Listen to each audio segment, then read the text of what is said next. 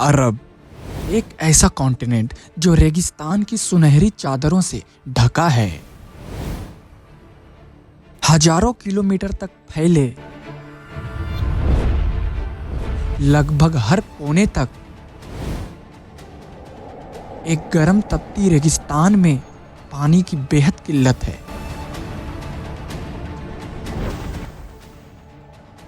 لگ بھگ 1400 سال پہلے ان ریگستانوں میں بسنے والے لوگوں کے درمیان جب قحط آتی تھی تو وہ لوگ کیا کرتے تھے؟ کیسے ان کو قحط سے نجات ملتی تھی؟ اگر آپ ان سوالوں کے جواب جاننے کے لیے تیار ہیں تو چلیں شروع کرتے ہیں۔ وادی مکہ صحرائی زمین پر مشتمل تھا، جس میں نہ ہی پانی موجود تھا اور نہ ہی نہری نظام۔ لوگوں کا زیادہ تر انحصار بارش پر ہوتا تھا۔ مدینہ کا بھی تقریباً یہی حال تھا، البتہ مدینہ کے اندر چند ایک کنویں تھے جو صرف لوگوں کے پانی پینے کے لیے کافی ہوتا تھا۔ انہی کنووں میں سے ایک کنواں برہا بھی تھا، جسے ابو طالب انصاری رحمۃ اللہ علیہ نے خرید کر عام مسلمانوں کے لیے ہدیہ کر دیا تھا۔ مدینہ کے مسلمانوں کو ایک بار قلت بارش کے سبب شدید قحط کا سامنا تھا۔ انہی دنوں ایک روز آپ علیہ السلام مسجد نبوی میں منبر پر تشریف فرما تھے اور لوگوں کو خطبہ ارشاد فرما رہے تھے۔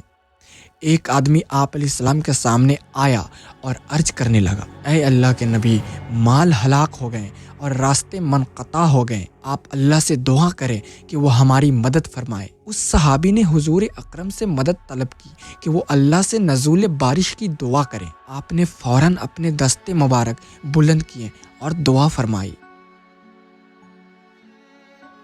حضرت انس رضی اللہ عنہ بھی مسجد نبوی میں موجود تھے۔ وہ فرماتے ہیں، آسمان پر بادل کا ایک ٹکڑا بھی موجود نہ تھا۔ اچانک جبل شلح کے پیچھے سے ڈھال کی طرح بادل نمودار ہوئے اور جب آسمان کے درمیان میں پہنچے تو پورے آسمان پر پھیل گئے اور بارش شروع ہو گئی۔ ہم نے 6 دن تک سورج نہیں دیکھا۔ بارش میں 6 دن گزر گئے۔ آئندہ جمعہ ایک اور آدمی اسی دروازے سے داخل ہوا جس سے پہلا آدمی داخل ہوا تھا اور آپ علیہ السلام سے عرض کرنے لگا، جو اس وقت بھی خطبہ ارشاد فرما رہے تھے، یا رسول اللہ، مال ہلاک ہو گئے، راستے منقطع ہو گئے، اللہ تعالیٰ سے دعا کرے کہ وہ بارش روک لیں۔ یعنی شدید بارش نے راستے منقطع کر دیے، جسے پیدل چلنے والوں کا حرج ہو رہا تھا۔ نیز یہ بارش زراعت کے لیے بھی نقصان دہ تھا۔ آپ نے دست مبارک بلند فرمائے اور دعا کی، اے اللہ، یہ بادل ہمارے ارد گرد برسے، ہم پر نہ برسے۔ اے اللہ، ٹیلوں پر، پہاڑوں پر اور درخت کے اگنے کی جگہوں پر۔ آپ کی یہ دعا ختم ہوتے ہی بارش بھی رک گئی اور لوگ جب باہر نکلے تو دھوپ چمک رہی تھی۔ آپ کی دعا مبارک سے نزول بارش بھی یہ ایک معجزہ تھا۔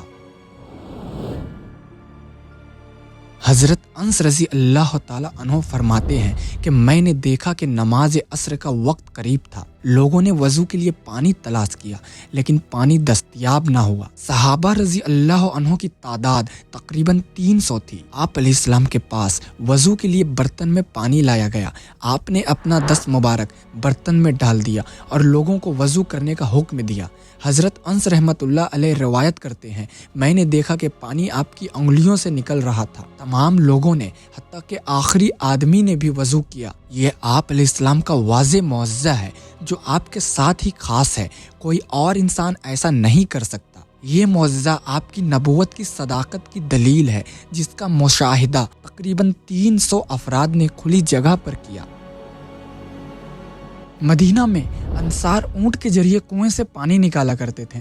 حضرت انس بن مالک رضی اللہ تعالیٰ عنہ سے روایت ہے کہ اہل مدینہ کا ایک اونٹ جس کے ذریعے وہ کنویں سے پانی نکالا کرتے تھے، ایک روز اونٹ اپنے کام میں نہ جاتا اور اڑی کرنے لگا۔ انصار آپ کے پاس آ کر کہنے لگے، یا رسول اللہ، ہمارا اونٹ جس کے ذریعے ہم پانی نکالتے تھے ہماری نافرمانی پر اتر آیا اور اپنے کام میں لگنے سے انکار کر دیا۔ اے اللہ کے نبی، ہماری کھیتی اور کھجوریں خشک ہو چکی۔ آپ نے صحابہ سے فرمایا، وہ کھڑے ہو گئے اور اس باغ میں داخل ہو گئے جس میں اونٹ تھا، یا اس جگہ میں داخل ہو گئے جسے اونٹ کی راحت کے سبب دیواروں میں محصور کر دیا گیا تھا۔ اونٹ ایک جانب کھڑا تھا، آپ اس کی طرف بڑھیں تو انصار عرض کرنے لگے، یا رسول اللہ یہ تو باولے کتے کی طرح پاگل دکھائی دے رہا ہے۔ یا رسول اللہ ہمیں تو یہ ڈر ہے کہ کہیں یہ آپ پر حملہ ہی نہ کر دے۔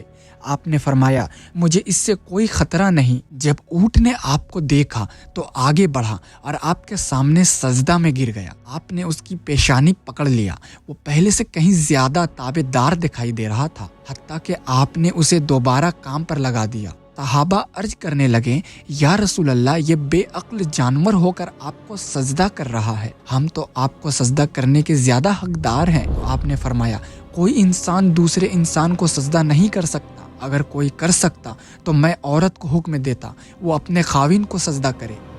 آپ صلی اللہ تعالیٰ علیہ وسلم کے اس قسم کے معجزات آپ کی نبوت کی نشانیاں ہیں، جو ہر وقت اور ہر گھڑی یہ ثابت کرتے ہیں کہ آپ رسول صادق اور نبی برحق تھے۔